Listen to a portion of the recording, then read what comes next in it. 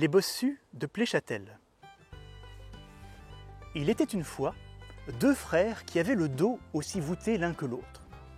Ils partageaient cet handicap, mais aussi un don pour la musique qui avait fait d'eux les amuseurs publics attitrés pour toutes les fêtes de village de Pléchâtel et ses environs. L'un des bossus se nommait Jean, et bien qu'ayant bon cœur, il avait une faiblesse pour l'alcool qui lui jouait souvent des tours.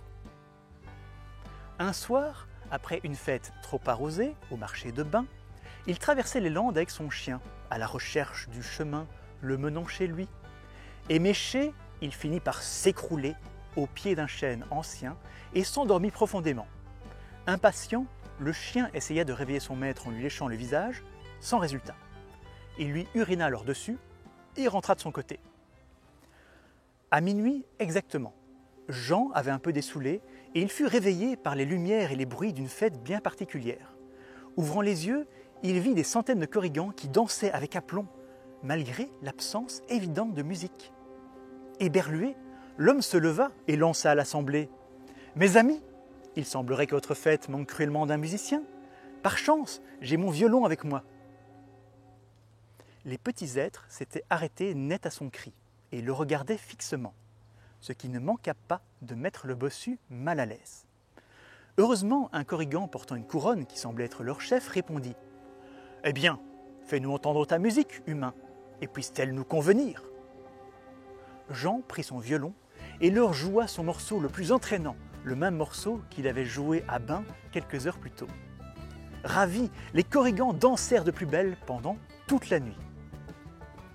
Le musicien finit de jouer peu avant le lever du jour, épuisé. Le roi des corrigans s'approcha de lui et déclama « Tu nous as beaucoup amusés. Pour ta peine, je peux t'accorder un vœu. » Après un temps de réflexion, Jean demanda « Pouvez-vous me retirer ma bosse? Elle m'a déjà assez encombré toute ma vie. »« Soit !» répondit le roi. Usant de sa magie, il prit la bosse de ses deux mains et tira de toutes ses forces. La boule de chair se détacha sans difficulté et le musicien regarda éberlué son dos bien droit. Le roi posa précautionneusement la bosse dans le trou du chêne et dit « Attention, humain, tu ne peux révéler à personne notre présence ici ou parler de la magie qui t'a guéri. Si tu venais à le faire, il t'arriverait un malheur que tu ne peux même pas imaginer. » « Aucun risque, dit Jean tout sourire, je fais le serment de garder ce secret. » Il s'enfuit alors, heureux de sa nouvelle vie. Bien entendu, certaines personnes lui demandèrent comment il avait guéri de sa bosse. Et personne ne lui posait autant la question que Jolien, son propre frère bossu. Mais la réponse de Jean était toujours la même. « Je ne sais pas, j'ai dû l'oublier quelque part. » Hélas, Jolien connaissait la faiblesse de son frère pour l'alcool. Et après une fête bien arrosée où il jouait du violon et du biniou, Jean finit par tout raconter. Les landes près de Bain, les corrigans, la musique, la magie. La nuit suivante, Jolien alla volontairement se perdre dans les landes et s'endormit contre le vieux chêne dont lui avait parlé son frère. À minuit exactement, il fut réveillé par les lumières de la fête des corrigans. À nouveau, ceux-ci dansaient énergiquement malgré l'absence de musique. Copiant ce que Jean lui avait raconté, Jolien cria « Mes amis, il semblerait que votre fête manque cruellement d'un musicien. Par chance, j'ai mon biniou avec moi. »« Eh bien, fais-nous entendre ta musique, humain, et puisse-t-elle nous convenir ?» dit le roi des corrigans. Le bossu s'exécuta et joua de la musique presque jusqu'au lever du jour. Tout comme son frère, il lui fut proposé un vœu et Jolien demanda aussi à ce qu'on lui retire sa bosse.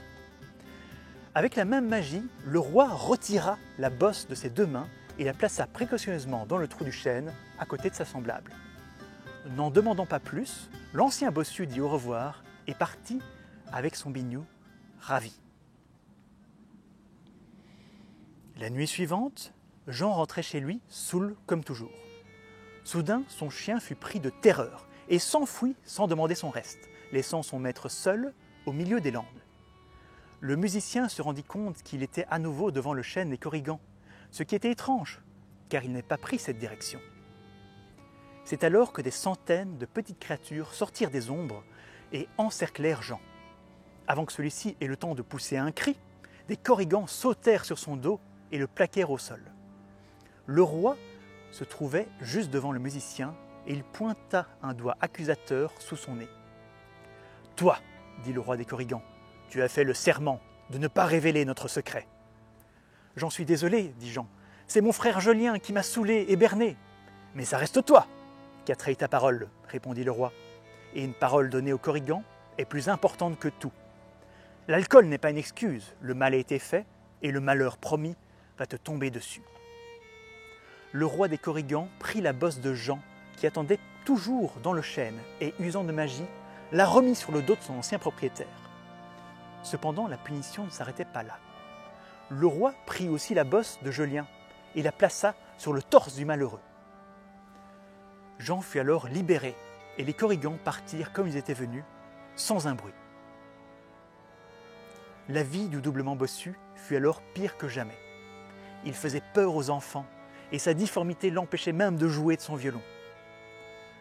Seul son chien ne le fouillait pas, et ils s'isolèrent tous les deux dans les bois, se souvenant qu'il ne fallait jamais accepter quoi que ce soit des Corrigans, même si ça pouvait paraître être un cadeau sur le moment.